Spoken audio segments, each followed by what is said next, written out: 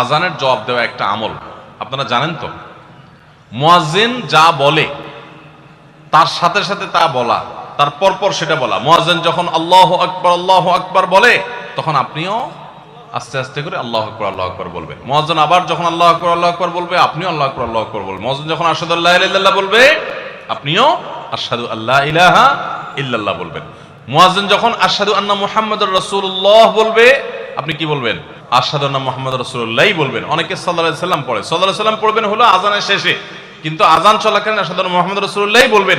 সহিহ মুসলিমের আযানের জবাব দেওয়ার অধ্যায়ে পরিষ্কারভাবে নবী সাল্লাল্লাহু আলাইহি ওয়াসাল্লাম শিক্ষা দিয়েছেন। ইমাম মুয়াজ্জিন যখন বলবে, ইযা ক্বালা আশহাদু আন্না মুহাম্মাদুর রাসূলুল্লাহ ফাকুলু আশহাদু আন্না মুহাম্মাদুর রাসূলুল্লাহ, তখন আমরা আশহাদু আন্না মুহাম্মাদুর রাসূলুল্লাহ বলবো। এরপর হাইয়া আলাস সালাহ হাইয়া আল ফালাহ যখন বলবে, তখন লা হাওলা ওয়ালা কুওয়াতা ইল্লা বলবো।